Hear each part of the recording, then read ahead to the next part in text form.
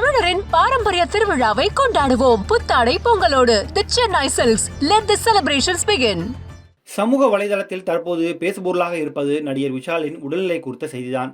விஷாலுக்கு virus காய்ச்சல் என்றும் 2 மாதங்கள் முழு ஓய்வு எடுத்தால் பழைய நிலைமைக்கு வந்து விடுவார் என்றும் அவரது குடும்ப மருத்துவர் கூறியிருக்கும் நிலையிலும் அவரின் உடல்நிலை குறித்து பலவிதமான தகவல்கள் இணையத்தில் வெளியாகி அவரது ரசிகர்களை கவலையில் ஆழ்த்தியுள்ளது. இதெல்லாம் போதாது என்று பாடகி சுசித்ரா நடிகை விஷால் குறித்து தனது யூடியூப் சேனலில் வரம்பு மீறி பேசியுள்ளார்.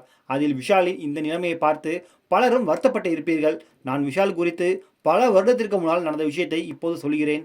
கார்த்திக் குமாருடன் நான் வாழ்ந்து கொண்டிருந்த போதுதான் இந்த சம்பவம் நடந்தது. அடிக்கடி கார்த்திக் குமார் ஏதாவது ஒரு காரணத்தை சொல்லிவிட்டு வீட்டில் இருந்து வெளியே ஓடி விடுவார். ஒரு நாள் கார்த்திக் குமார் இல்லாத போது யாரோ கதவை தட்டும் சத்தம் கேட்டது. கதவை திறந்து பார்த்தபோது விஷால் கையில் ஒயின் பாட்டிலுடன் நின்று கொண்டிருந்தார்.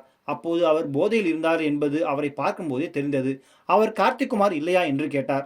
நான் இல்லை என்றேன். உடனே நான் உள்ளே வரவா என்று கேட்டார். நான் நோ என்று சொல்லிவிட்டேன். உடனே அவர் கையில் இருக்கும் ஒயின் பாட்டிலை என்னிடம் நீட்டி இதற்காகத்தான் வந்தேன் என்றார். கார்த்திக் குமார் இல்லாத நேரமாக பார்த்து வீட்டுக்கு வந்து எனக்கு ஒயின் கொடுத்தார். நான் அந்த ஒயின் பாட்டிலை வாங்காமல் கௌதம் மேனன் அலுவலகத்தில் தான் கார்த்திக் குமார் இருக்கிறார், அங்கே போய் இந்த ஒயின் பாட்டிலை கொடுங்கள் என்று சொல்லிவிட்டு கெட்ட வார்த்தையால் அவனை திட்டிவிட்டேன். அது அவன் காதில் விழுந்து விட்டது. என்ன நீங்க ஏதோ சொன்னீங்களே என்று கேட்டார்.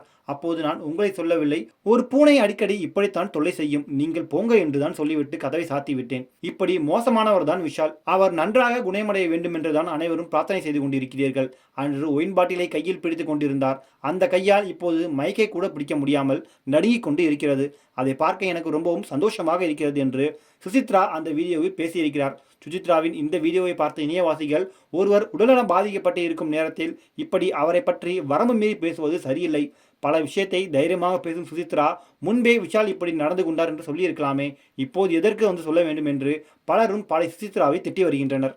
தமிழரின் பாரம்பரிய திருவிழாவை கொண்டாடுவோம். புத்தாடை பொங்கலோடு the Chennai Silks. Let the celebrations begin.